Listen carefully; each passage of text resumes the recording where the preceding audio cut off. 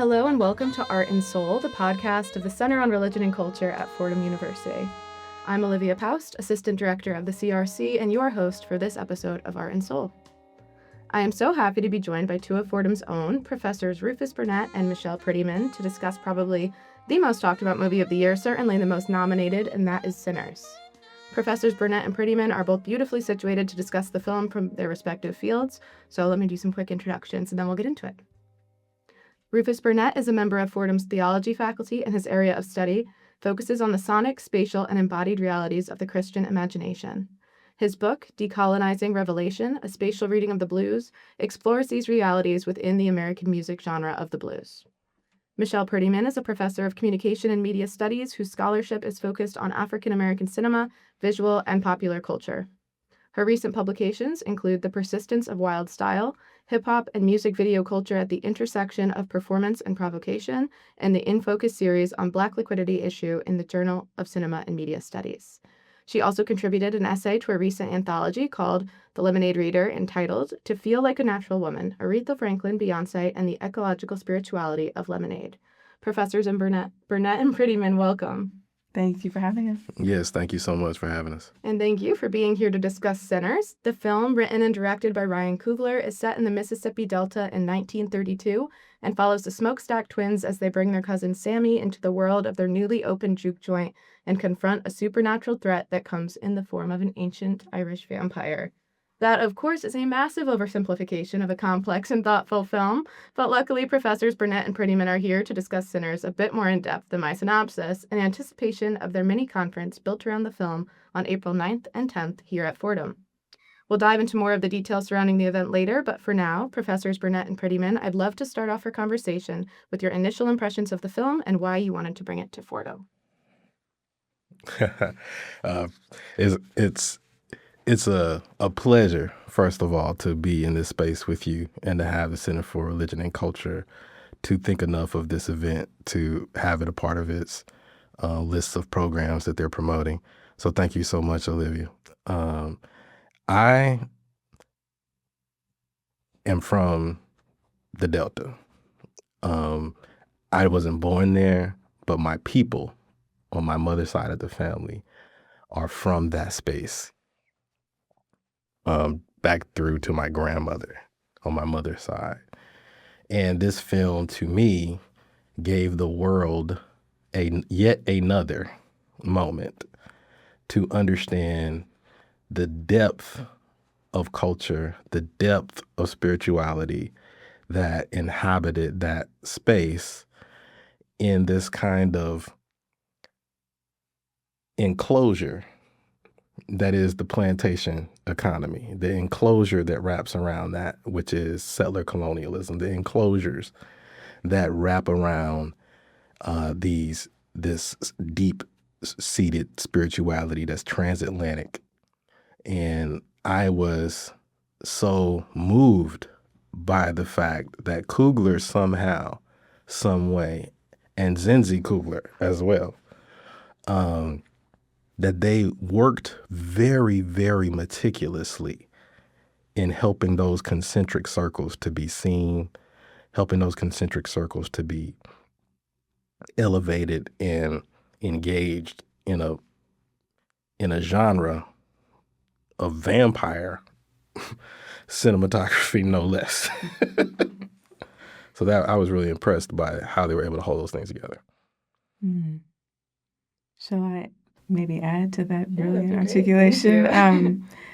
So I'm glad that Professor Burnett began not only with his story, but with the lineages of Black expressive and spiritual tradition. Like, that's at the core. If we want nothing else, we want people to understand that while it's a dynamic and exciting film, that the film is only giving us a snapshot of these lineages. And so it's appropriate not to start with the film, but to start with how the film is engaging these long-standing and very rooted traditions. That's first and foremost. So I feel comfortable saying that that's our take-home, that we want people to understand that the film is standing in for something much deeper and much broader.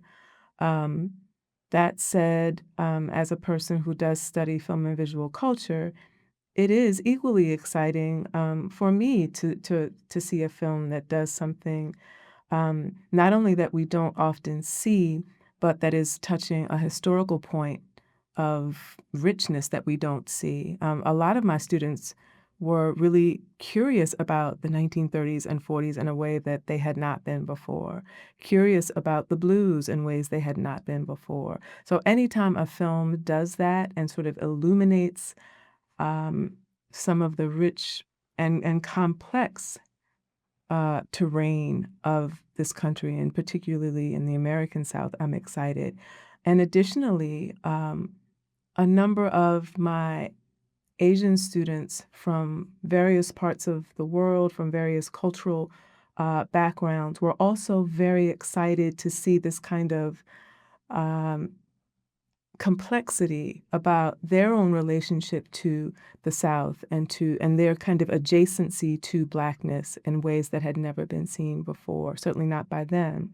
So all of these things point to the fact that this is something that's worthy of our intellectual, academic, and sort of community capacities, that we should be sitting with a text like this. Yeah.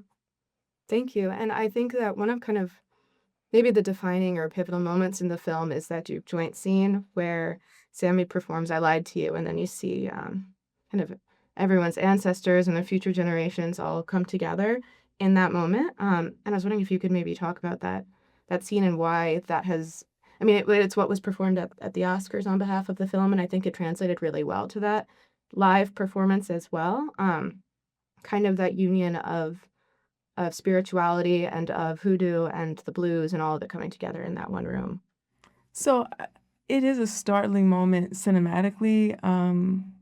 And I've seen the film, I think, 3 times. And each time I'm sort of seeing that scene in a slightly different context in my head.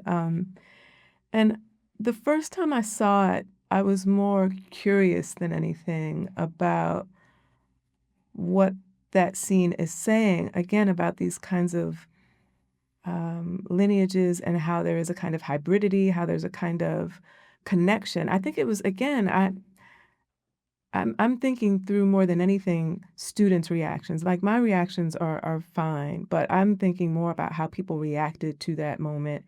And I think people are excited to see that we can use film in a way that maybe we hadn't thought about before. And I don't want to suggest that everything that this film does has never been seen before. I'm always, as a sort of cultural historian, you're reluctant to say that nobody else has done this before.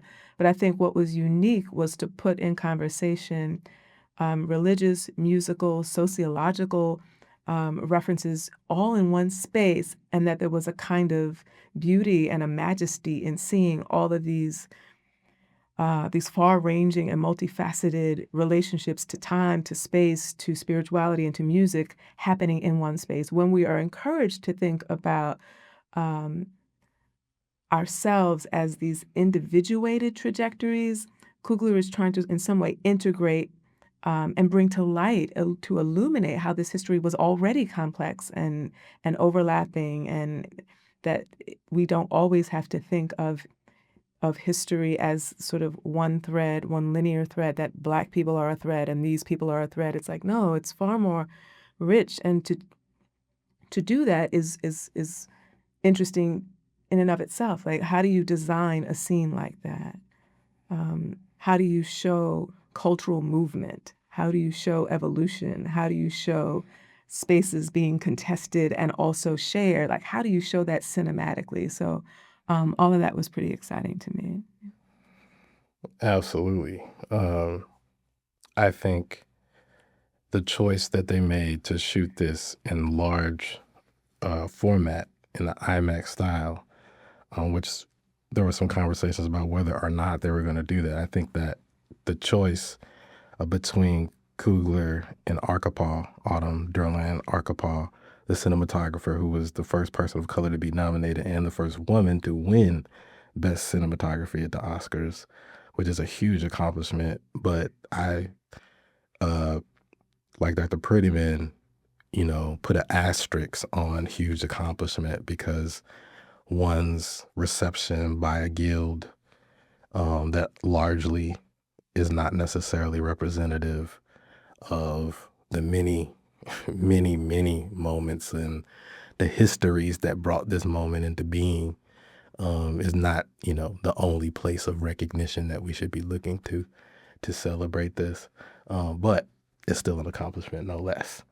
But I thought the usage of space for me, as someone who looks at space closely, is important there, because it really shows a kind of alternative notion of thinking about freedom in a settler colonial space.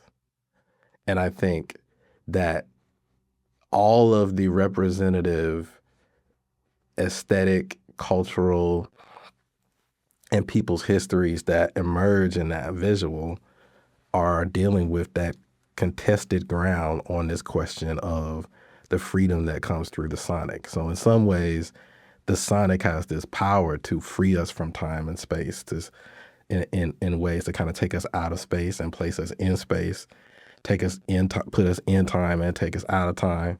And I think that Coogler did a really good job of kind of like capturing that capacity across the different types of modes of differencing, if you will, or modes of placing people in stereotypical boxes and stuff that would have not necessarily allowed those things to inhabit the same space that you see in that visual. And I thought that was a powerful statement. I don't want to romanticize it, but I think it was a powerful statement to see all those cultures represented in one aesthetic moment in the film. Yeah. Can I follow up with one quick thing there? Because as Professor Burnett is thinking about and articulating notions around space and sound, I want to sort of shout out Arthur Jafa, who is also a Mississippian. Mm-hmm. My students should know that name. Arthur Jafa is multimedia artist, cinematographer, filmmaker, theorist, many things. But he has articulated an idea some time ago, really, about something called Black visual intonation. And a part of what his filmmaking practice wants to do is to articulate a visual sphere that is as dynamic as the histories of Black sonic and musical tradition.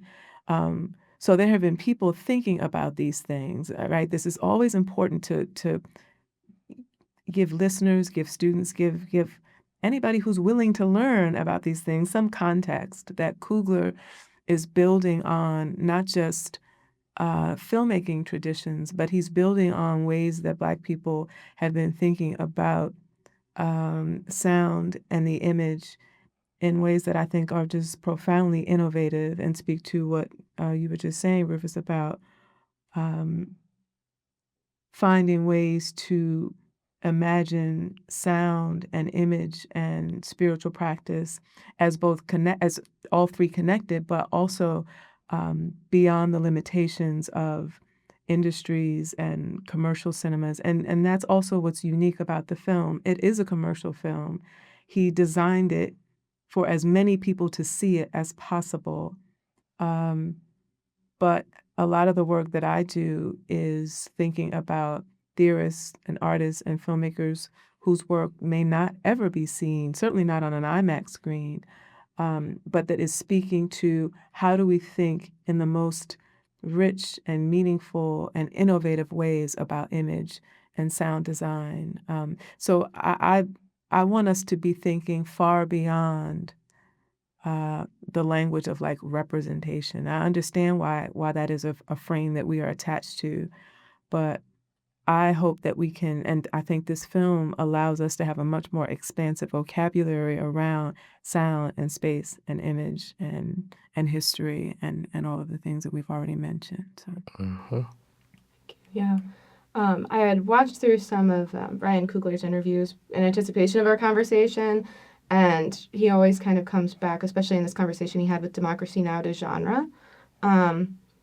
And I think his quote he said in the Democracy Now! Interview was, "The concept of genre is related to racism." And then he went on to explain how songs by Black artists are perceived differently than similar songs sung by white artists, and that genre categories are just enforced differently for Black artists. And that was part of the reason that he was so interested in exploring and kind of rethinking genre when it came to this film. It's kind of hard to pin down into one. Sure, you have kind of that Southern Gothic horror, of course, but it seems to have a lot more layers than that. And so I was wondering if you can maybe break down the cinematic approach to genre in some of those ways. I know that part of the event is called the Unmaking of Genre on that student roundtable, so I'm curious about maybe the interaction with genre there.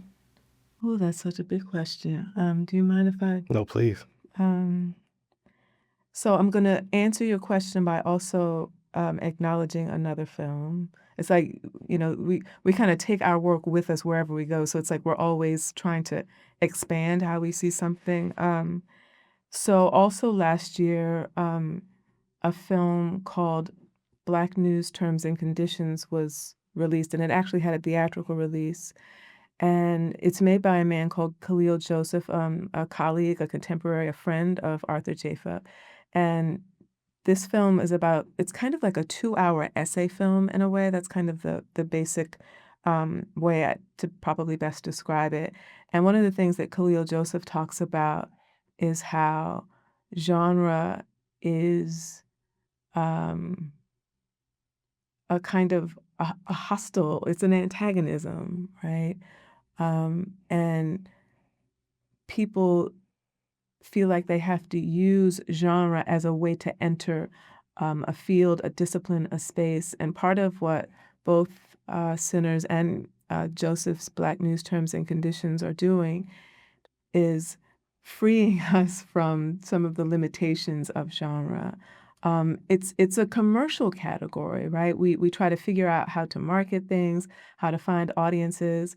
We try sometimes, unfortunately, as we mentioned a moment ago, to figure out how to place one artist over another based on genre, based on style. And those things have been, in some ways interesting. I talk about film noir and I talk about all kinds of genres that I think are interesting, especially when I teach film history. So it's not that genre is bad, but that it has been sort of wielded against us. And in some ways, it sort of denies our own kind of imagination that really doesn't want to create based on genre, but sometimes we get pigeonholed in that way. I could go on and on about it. I wonder if you have any thoughts on that. Sure. As a scholar in theology, I'm always looking at how attachment to categories functions as a type of idolatry, right? If you think about race, insofar as it lends itself to magical things happening to people for no reason, if you will, it divides blessings and curses. And when we dig beyond the kind of lore around who should be blessed and who should be cursed, we see political activity and decision making and choices and failures in human ethics and morality. And I think the emergence of the blues is a part of that dynamic with this phenomena called the race record. And in many ways, one of the troublesome parts of the early recording history in the 19-teens and 1920s and early 30s is that the recording industry did not think critically about race as insofar as how it forced musicians into these camps. So if you were going to produce blues or R&B, you had to be black. And if you were going to produce country and folk, you had to be white. And oftentimes the artists, traverse those categories. The music definitely traverse those categories. There's just mixing. You get, polka inspiration in blues. You get, all these different kinds of sonic mixings going on with these working people attached to the land in forced ways. And I can't say that enough, that so much of the genre making and genre reification is a part of this attachment to divide people up into ways that their behaviors can be, forced into some type of predictable outcome. I'm giving it a binary by saying blessings and curses, but to make the point. But yeah, who does the labor? Who earns the money from the labor? Who can do this kind of music and who can't do this kind of music, and so forth and so on. So I think the film is in that long duration of, as Dr. Prettyman so well put it, this violence in genre. Yeah, Professor Burnett, I want to kind of continue with the blues for a moment, and I'm wondering, why was the blues so closely associated with sin? I mean, we see it in the film. Sammy's father, who's a pastor, even says that he's dancing with the devil. And I know that it kind of gets at like maybe the Robert Johnson of it all and of the discussion, but where does that narrative kind of come from of blues as sin? Well, there's so many different ways to kind of talk about that.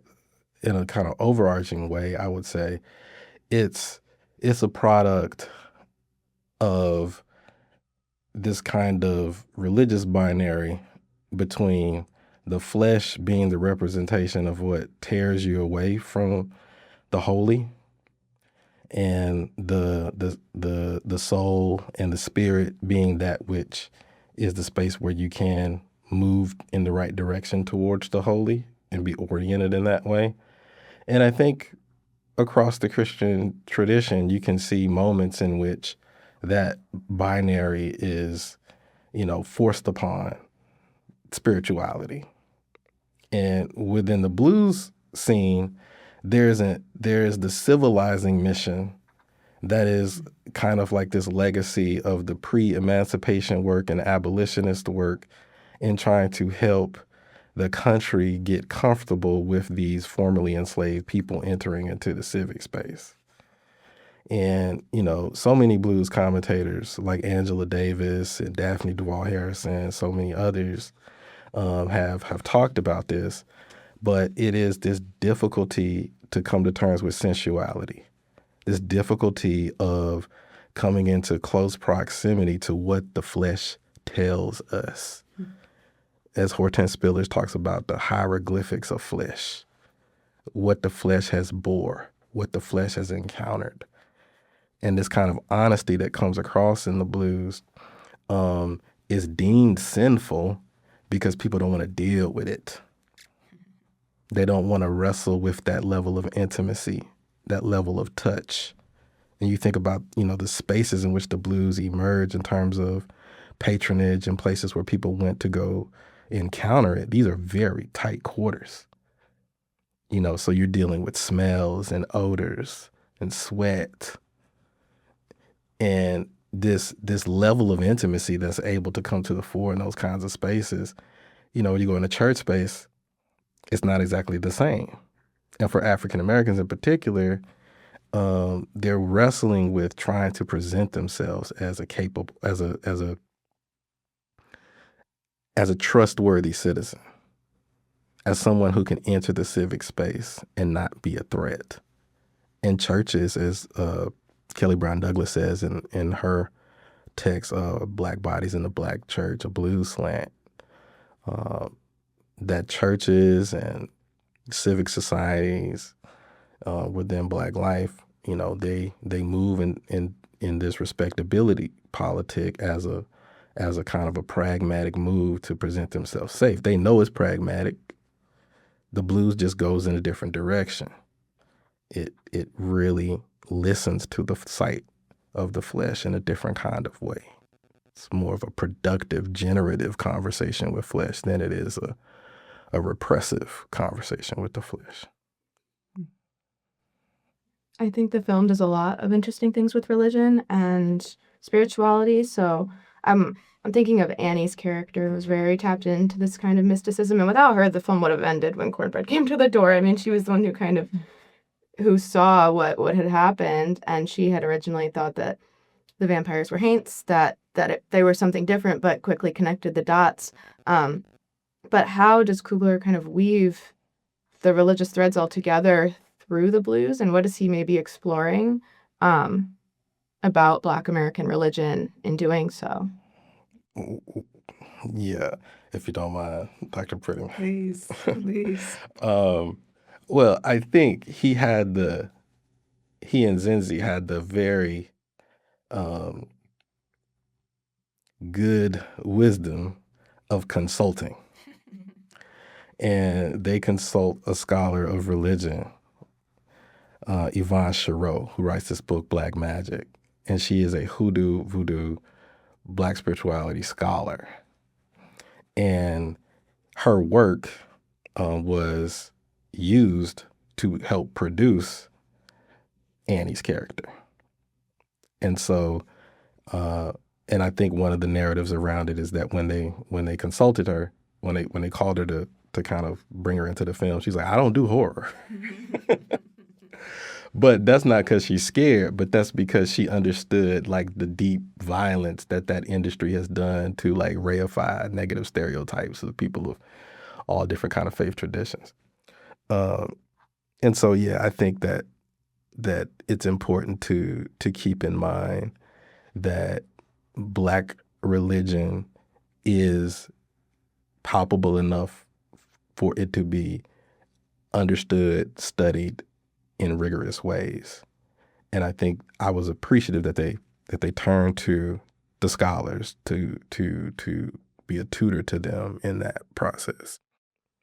The other kind of element that I wanted to mention was Remick, because I think that it's a very interesting parallel that Coogler's drawing between him as this ancient Irish vampire here. And I was actually reading through some of Ulysses recently, and I came to a line that reminded me so much of the film. Joyce had kind of crafted this lineage of St. Patrick.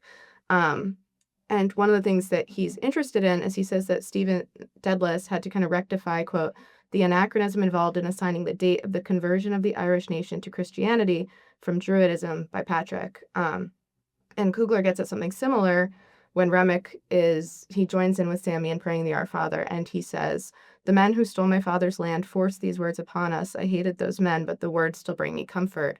So they're both kind of recognizing this fact that the Christendom of Ireland is kind of something we maybe take for granted and assume it's always been, but that it was also a product of colonization, and that just because the Irish are so cognizant of colonialism because of their own experiences and what they endured under the British, there is still this other layer, and they're both kind of acknowledging it. So I'd love it if both of you could talk about maybe what Coogler's exploration of colonialism within Christianity may be, and what he is potentially exploring in that parallel with the Irish and Black experience of forced assimilation to Christianity.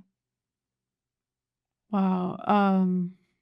One thing occurred to me as I was just listening to Olivia, that and this is, over many, many years, but when the Irish arrive in New York and in the South, and I can't pinpoint a day or an era in particular, and when other ethnic groups arrive in this country, they bring with them varying forms of alienation and their own forms of oppression. But the challenge here, as we also are sort of running this through histories of cinema and culture and religion, is that unfortunately what they are met with is a sort of an infrastructure that already is establishing a kind of racialized hierarchy, and which is already, again, forcing this kind of antagonism that unfortunately many people drink in and internalize, and they become part of the assimilation is anti-Blackness. So that in order to become American, you had to sort of drink of the the nectar of anti-Blackness and white supremacist sort of indoctrination. And so I'm not sure what Coogler, I can think more about it, but I'm not sure if it's more so thinking through the religious aspects of it. That's certainly present, and the parallels are pretty staggering, which you just point out, Olivia. But I do think that part of it is that if we read, in the case of the film, the history of the American South and think through it to some degree, there is this sort of crossroads that there might have been a moment which many, I'm thinking of Melvin Tolson here, that people tried to organize working class people. There are histories of this, and we can just isolate it to the South for a moment. But people tried to organize and create a sense of collective struggle amongst working class whites, which would have been Irish, Scotch-Irish, Germans, French in the South, and with Black people, indigenous people, and all manner of people, of which, again, the South was such a complex racial ecosystem. But there's this moment when there's either we recognize that we have shared interests, shared histories, and not same histories, but there are so many shared themes that you just talked about, or we decide to continue to try to maintain a social order where Black people are going to be exploited and other people are also going to be exploited. So I think the film points to like this moment where in a contemporary kind of context, we can sort of rethink how we sort of organize, how we create a particular kind of cultural, economic reality for one another, or if we kind of go back to the moment where assimilation or citizenhood or citizenship meant you have to try to find yourself a rung and kick everybody else that you think is beneath you. So I don't know, that's kind of just what occurs to me. I'm not sure how much sense that makes, but there's just a moment to me where there is this sense that we might have a kind of collective reimagining of, again, racial, cultural, economic orders, or whether we will kind of keep the one that's been given to us. And so the litany of references to Irish context and literature and language and struggle could be an interesting way to kind of convene. And I feel like students see that, like they know that this film is pointing to a possibility that may not have been able to be realized in previous generations, but it's like we're kind of at that crossroads again. And Remic's whole appeal to them is, well, if you join us, then we'll all be one, and there will be no discrimination here. It's just unity. But in doing so, it's just a complete abandonment of identity and any sense of self or culture or community for this like kind of new vision of it. So I definitely see what you mean there in that sense as well. And it's also interesting that he's kind of going from having been maybe the victim of this kind of colonization to now the antagonist that's perpetuating it throughout the film. So I wanted to get maybe your thoughts before we turn to talk about the event on the epilogue, and I kind of snuck in at the end, but we get Buddy Guy and it's another scene, a final scene with Michael B. Jordan and Haley Steinfeld to kind of wrap up the film. And your thoughts on that? Well, when I'm watching that scene as a viewer, I'm thinking about, okay, are we going to, like when it opens, I'm like, are we going to get a resolution on who are the sinners? Because this film is entitled Sinners. And one of the things that strikes me about that scene is the kind of ways in which it opens up a possibility to love across the human vampire divide. And I think it's also a love, which is a rare cinematic moment between two Black men that are brothers. Or at least it's not a popular moment. It's in there, as Dr. Prettyman will remind me for sure, I know. But you see these brothers who we don't see what's happening in that fight with Smoke and Stack, as one has gone vampire and the other is trying to, debate on whether they want to kill him or not. And so that's what I'm thinking about in that last scene, is that Sammy is not devoured by Stack. Sammy's not devoured. I don't forget the other character's name. Mary. Mary. Mary. He's not devoured by Mary. And there's this kind of respect. And then there's also this kind of acknowledgement of the forced maturation of the blues sound that is an industry kind of input. And he asked, Buddy Guy's character, Sammy, for the real, can you still play the real? And I just thought that was an important note, that this came out of, sharecropping reality and their intellectual achievements, their aesthetic achievements, their virtuosity in that space, their productive, generative moments. And that, the film ending with Buddy Guy, who is kind of a connective point between two moments in blues to some degree, the kind of country acoustic and the electric and so forth. And so I thought that what a sin it is that all of this is going on. And it reminded me that if we can't belong to one another, which is, I think, a through line of the film, the capacity of us to belong to one another, then we for certain are all sinners. With the last couple minutes here, I'd love to maybe take a moment to get into the mini conference that you're hosting here at Fordham on April 9th and 10th, both the Lincoln Center and the Rose Hill campus, titled On Sinners, Transdisciplinarity, and Belonging. How'd that come to be, and what can we expect at that event? Yeah, I mean, for me, it was my students. I usually play some blues films in class, particularly the films dedicated to August Wilson's work.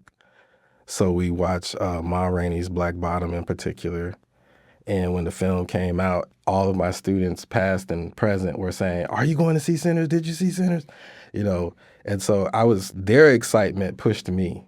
The Fordham students' excitement that I had proximity to pushed me to say, well, what can we do with this?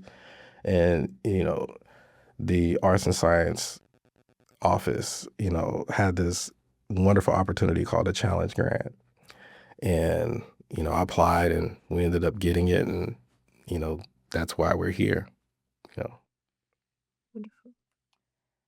So maybe a bit about the 2 days, maybe. So on Thursday at Lincoln Center, we will have a series of panels. And I don't want panel to make people think that it's too formal, but we have had students submit abstracts that describe what they would like to talk about, which we thought was really important. And we were excited to read that they had all of these wide-ranging takes on the film, and because the film is so inherently both inter and transdisciplinary, we thought, wow, like let's try to have students really talk about, and students again from all majors and from different interests, and to have them talk about what they thought was most important about the film, or interesting, right? What moved them, what struck them. So that will be Thursday evening at LC, and we hope that students will come out and that it will be kind of a dialogue, a discussion, right? That individual students will have a kind of sort of open something up for us, but then we will all ultimately be able to engage in conversation. And then on Friday at Rose Hill, we'll have the film screened here on campus, and we'll have some scholars, Professor Burnett, myself, and Professor Catherine Reckless, and we have kind of a guest, a special guest, Professor Raquel Gates from Columbia University, who's a film scholar. She'll be joining us. And we'll also be in conversation with one of our dear Fordham colleagues, Professor Brandy Monk Payton, who will be sort of helping us guide the conversation. So there'll be opportunities to hear from us a bit more and to engage and ask questions. Wonderful. It sounds like a great event. And thank you for taking the time, both of you, to talk about this film. And is there anything else that we missed? No, just be sure to RSVP. Please. The information is on the Center for Religion and Culture website. And we are so grateful to the center for allowing us to collaborate with you all yet again from my theology perspective. Yeah, we look forward to you coming out and dialoguing and participating. Thanks for joining us for Art and Soul. I'm Olivia Poust, Assistant Director of the Center on Religion and Culture at Fordham University in New York, and the producer for today's episode of Art and Soul. You can find us on the web at fordham.edu/CRC, and you can subscribe to Art and Soul wherever you find your favorite podcasts. Our theme music is courtesy of the Endangered Quintet, music by Tim Kaya, lyrics and orchestration by Roy Nathanson. Thanks for joining us.